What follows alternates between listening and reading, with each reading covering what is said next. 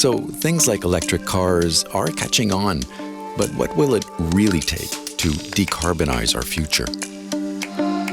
The philosophy used to be, how can we make it more expensive to be dirty? And now the question is, how can we make it cheaper to be green? My name's Jim Stock, and I'm a professor in the economics department at Harvard University. Welcome to this podcast produced by the International Monetary Fund. Most economists would agree that a carbon tax is a powerful tool in fighting climate change, but carbon pricing alone just won't cut it. As green technologies evolve and prices fall, the climate change fight will need a more nuanced plan of attack, where people can actually afford to do the right thing. Even more important is that people understand how big the challenges are that we're facing and how we actually have to make some tough collective decisions that really take us from the ambitious goals that we've set for ourselves to turning that into reality. Rhoda Metcalfe sat down with Jim Stock to talk about how he sees the decarbonization process playing out, which is the subject of his recent article in the September edition of Finance and Development magazine. There's quite widespread public support to fight climate change. And for a lot of people, that means, should I put solar panels on my house or should I buy an electric car? But reading your article made me think that there's a real disconnect between what the average person believes needs to be done and the actual enormous changes that are necessary in our systems and infrastructure if we're going to put the brakes on climate destruction. Was that part of the message you wanted to put across? Absolutely. I think that there's been quite a bit of increase in awareness in terms of what the gravity of the challenge that's facing us.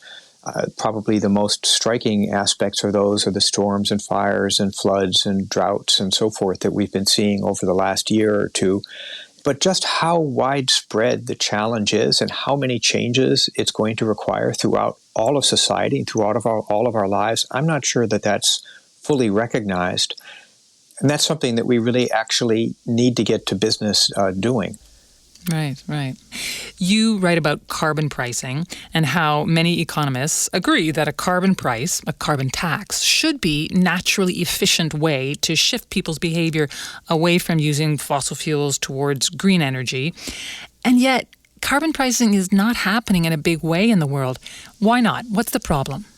Yeah, well, to answer that, maybe I'm going to go back a little bit in terms of the history of economic thought and the history of environmental economics. So early on, for a long time, there's been a recognition that if your behavior is affecting other people and in a negative way, if the actions that you take, the costs that are borne by others are not reflected in the prices that you pay, that creates an externality or a market failure. And the solution to that market failure is to change the price so that you're seeing the price that reflects the damages that you impose on other people. Right. In the context of climate change, greenhouse gas emissions are something that typically are not priced, and they cause damages to current and future generations. And so the logical solution, the economic solution to that, is to impose a tax.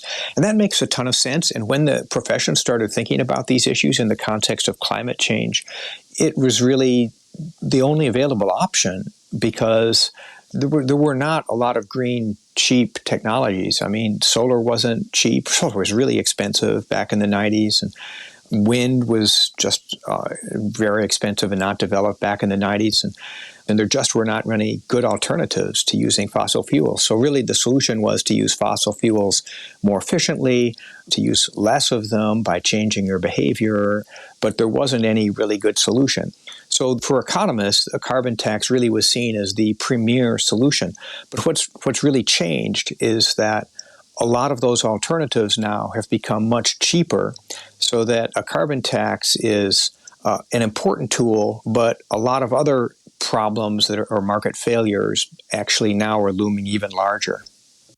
Well, just to expand a little bit more on what you're saying about how the costs have changed and how that's affecting the way we approach climate change, can you explain this a bit more to me? How does the fact that we have abundant, cheap green energy now change the logic of the battle against climate change? The philosophy used to be, how can we make it more expensive to be dirty? And now the question is, how can we make it cheaper to be green? And I know that sounds similar, but it's really a completely different mindset. So if you take wind and solar, the question is, what policies do we need to take advantage of the low prices of wind and solar and to transition the power sector into one that is really a green, inexpensive source of electricity?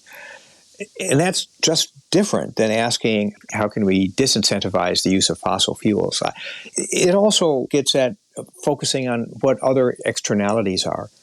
And I think it's useful to think that there's actually at least three major externalities. One is the greenhouse gas externality, which we've been talking about. A second is innovation externality. So if you invent something, you can't recoup all of the costs yourself, or you can't get all of the benefits of that invention, so you're going to underinvest in innovations and in inventions. That's a general problem.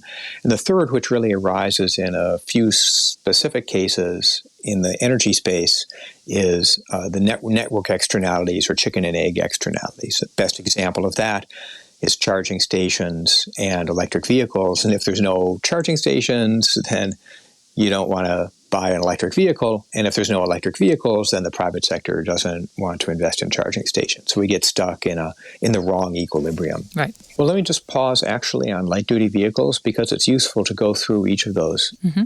In the case of light-duty vehicles, what are light-duty? When you say light-duty vehicles, what is that? I'm sorry. Thanks. Light-duty vehicles, that's just like normal cars and trucks. Okay. And for those, electrification is technically absolutely a feasible option. The prices are dropping substantially of those vehicles. I think that we'll see price parity as soon as, this year, next year in some markets. So it will be as cheap to buy an electric as a regular motorized. That's absolutely right. So in that setting, a carbon price, well, what would a carbon price do? A carbon price would make gasoline more expensive, and maybe it would make the electricity slightly more expensive because there'd be shifting to new wind and solar that would be induced, but it would mainly make the gasoline more expensive. Well, if you think about the decision to buy a vehicle, gasoline price is something, but it's really not that much of a factor in your decision, and research has underscored that. And it kind of makes sense. If you have a $40 carbon tax, that's about 36 cents a gallon on gasoline, and your decision to buy an electric vehicle is not going to be swayed by 36 cents a gallon, which is kind of how much gasoline prices fluctuate over the course of several months anyway. Right. So that's not going to be a big factor, but it's going to be a huge factor if you can actually charge this thing. So if you live in an apartment building and you can't install your own overnight charger because you don't have the property rights to do that, then buying an electric vehicle simply isn't an option unless there's those charging stations that are available. So it's an enormous impediment. What if you want to go on a 400, 500-mile trip? You're going to have to recharge along the way. And there's got to be a whole set of charging stations on the road that you can count on that are going to be available and they're going to be fast enough for you. Those things don't exist, and those are really holding back the electric vehicle sales in the United States at the moment. Right, and those are not externalities that can be dealt with a carbon tax. No, the carbon tax just doesn't have anything to do with that. Right. The carbon tax is going to make the gasoline vehicle slightly more expensive because you're paying about 36 or 40 cents more a gallon, but that's just not going to tip the scales nearly as much. And in fact, the electric vehicle could be a lot cheaper, and if you can't charge it, you're not even going to buy one. It's not an option. Right. I understand that some oil and gas companies are not necessarily opposed to a moderate carbon price, which on the surface seems contradictory. Can you explain that to me? Yeah, well, there's a couple of features with that. It's not going to have much of an effect on petroleum consumption because if you've got a gasoline car, you got to drive it, and that price elasticity is really quite small. And at the same time, if you're an oil and gas company in the power sector, what's going to happen is there's going to be even a small carbon tax, there'd be a complete shift away from coal, at least in the United States. And a lot of that would go into natural gas. Some would go into wind and solar for sure, but a bunch would go into natural gas. So in fact, oil and gas companies gain by selling more gas to the power sector if there's a carbon tax. Okay. So if carbon pricing is not the silver bullet, What is the approach that needs to be taken to overcome these gaps and move us in the right direction? The answer is a little bit unsatisfying, but I think it's the right answer, which is it depends. That is, it depends on the circumstances, it depends on the sector, and it depends on the details of each situation. In light-duty vehicles, in that case, the first priority is charging stations.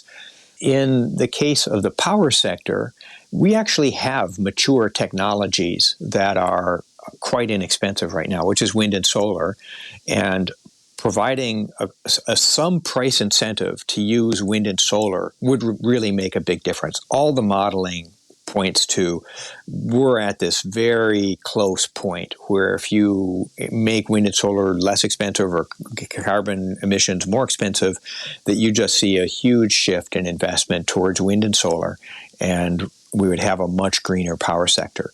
So in that sector, the order of priority is arguably, first of all, get some price on emissions that's going to tip the scales the way we need it towards wind and solar.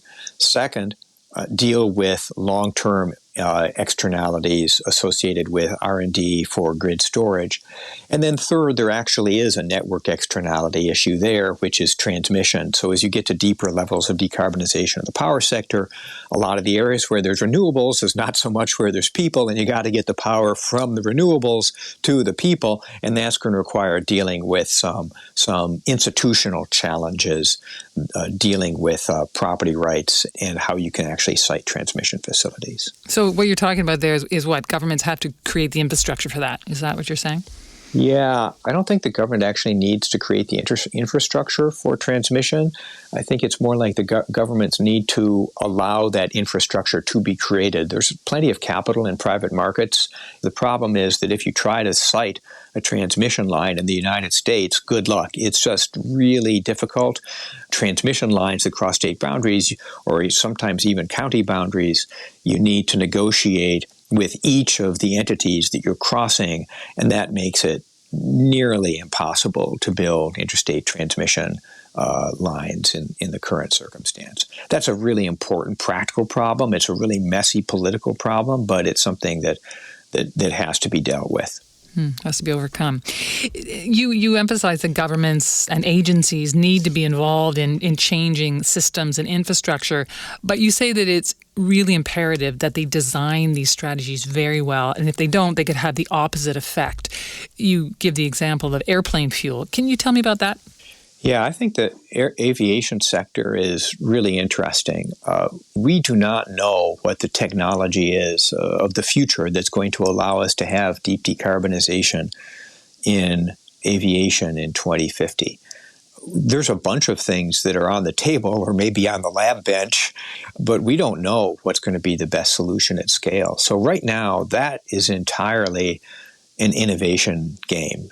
So what we need in the aviation sector is policies that are going to really support and stimulate bringing up to commercial scale a lot of deep decarbonization advanced technologies, and then we'll just find out which one of them is the cheapest.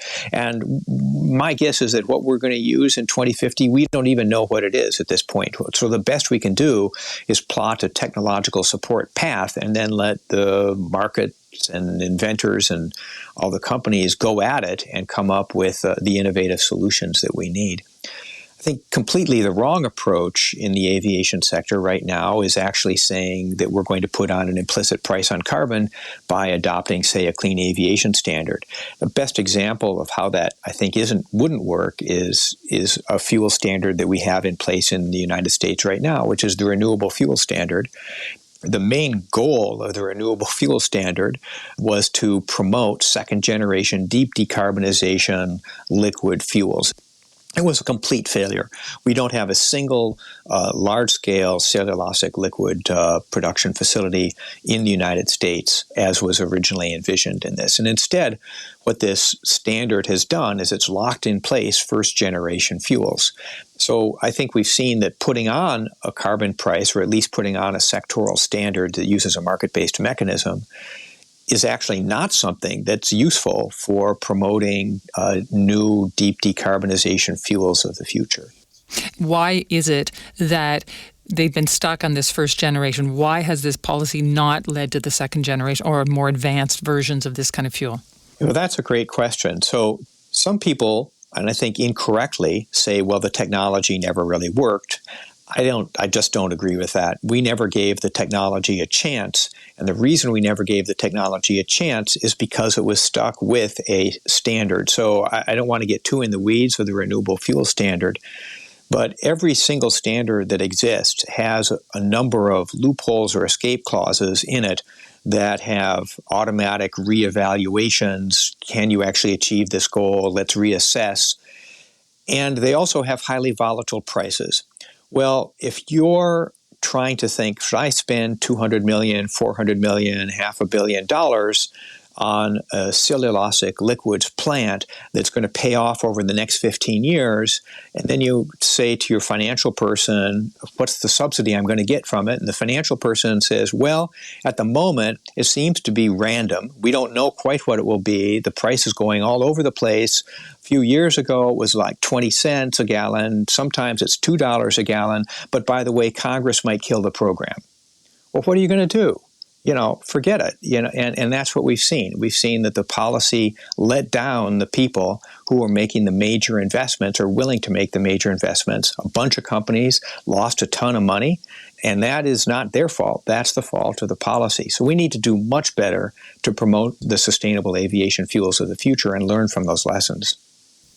You mentioned that there could be a role for the IMF, specifically the economists of the IMF, in terms of developing better green industrial policies. Could you elaborate? Absolutely. So if you take this view that things are going to differ from one sector to the other, that we don't have a one-size-fits-all policy, then it's really important to have good economists get down to work on the details of what those policies actually look like. And it's going to vary from one country to another because their renewable resources and their transportation system and so forth are all a little bit different. So what you need is to have economists involved in the details of these things. In the details of like a charging station policy, how are you going to make sure that a charging station subsidies with our limited resources are going to actually install this charging stations in the places that you want? They'll be continued to be maintained. It won't just be inframarginal transfers to places that would have installed a charging station anyway. And those are the sorts of questions that economists are really good at. So economists like those at the IMF can really dig in to provide guidance to countries about how they can develop efficient sectoral carbon policies. Well, Jim Stock, you've given us a lot to think about, and I thank you so much for speaking with me today. Well, it's been my pleasure, and thanks for having me.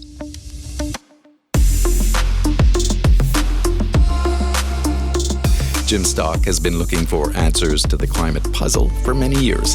His research papers are all available at scholar.harvard.edu. And you can read Jim Stock's article titled Driving Deep Decarbonization in the September edition of Finance and Development magazine. Check it out at imf.org/FND or download the Finance and Development app. And look for other IMF podcasts wherever you get your podcasts. You can also follow us on Twitter at IMF_podcast. I'm Bruce Edwards. And I'm Rhoda Metcalfe. Thanks for listening.